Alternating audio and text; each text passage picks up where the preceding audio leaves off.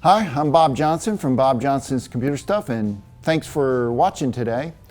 Today we're going to do a comparison of the CF53, Panasonic Toughbook CF53, and the Panasonic Toughbook CF54.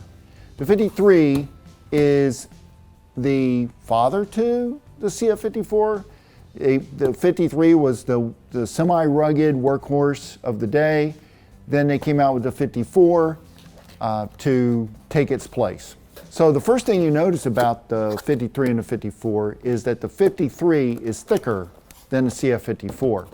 Also, the 54 is lighter weight than the 53. They both have carry handles, so you can grab it and go on the run. The 53 and the 54 both can come with touchscreen. That's an upgrade. So that's an important piece. They're both Intels.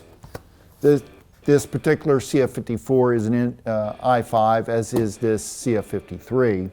You'll note that the keyboard on the 54 is the backlit chiclet keyboard, whereas that was an upgrade on the CF53. The 53, although this one has the backlit chiclet keyboard, that's an upgrade. Normally you would have the regular chiclet keyboard.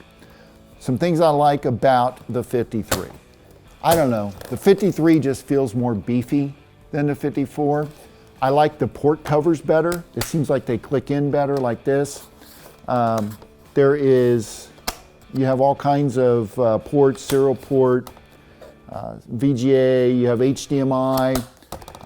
It is dust proof, but it's not waterproof. Although you can spritzer it with water, it's not going to affect it. But in general, I like it better. The screens are both units have 14-inch wide screens. They both have a nice touchpad, although I will say that I like the touchpad of the CF54 better. Let me show you the 54. The 54, on the other hand, is lighter weight. It still has the 14-inch screen, but I like the mouse pad better. If you look here, it just is better designed. It has better borders, and kind of defines itself as the mouse pad. The 54 has the bay that you can use for the DVD drive. This particular unit does not have the DVD drive installed, but you can do it. It's a multi-bay port. You can pop it in there. It also allows you to put, again, the multi-bay port allows you to put that secondary battery in there if you need the extra battery horsepower. It even has the charging lights for the two different batteries. So if you do put one in, it'll tell you if your battery's charging or if it's good or bad or whatever the case may be. Port-wise, the 53 has two USB 3.0 and two 2.0 ports, whereas the 54 has three 3.0 ports.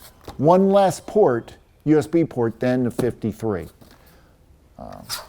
It still has your SIM card slot, HDMI, there's a USB.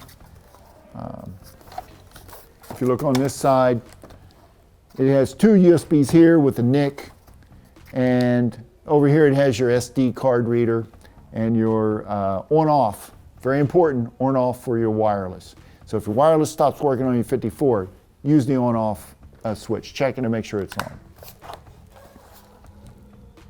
On the bottom of the 54, you'll see the docking port is right here. It comes standard with the unit, whereas the 53, that was kind of an upgrade. You had to add that later on if you wanted, or you had to buy it when it was brand new. So let's talk about what the semi-rugged laptop is all about. Semi-rugged laptop is actually made of plastic. It has a nice coating on it, but it's still plastic. Now when you take this unit apart on these semi-rugged laptops, there will be a lot more metal on the infrastructure of this thing, which gives it that rugged feel.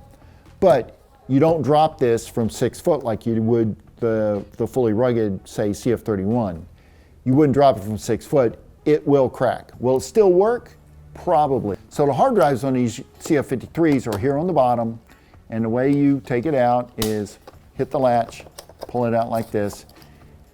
If you take a look here, as compared to the CF31, it's still a padded hard drive, but you notice that it's not as padded. So can it take a shock? Yes. Would you want it to take a shock? I would say no. If you put an SSD in here, I think it would be way better for you to have an SSD drive in there. That way there's no moving parts. But it's not as rugged as the CF31, obviously, since it is a semi-rugged unit. So that's on the 53. So on the 54, because of how thin they made it, the hard drive is not as padded even as the 53. It's kind of why I like the 53 a little better than the 54, although the 54 is sleeker and cooler looking.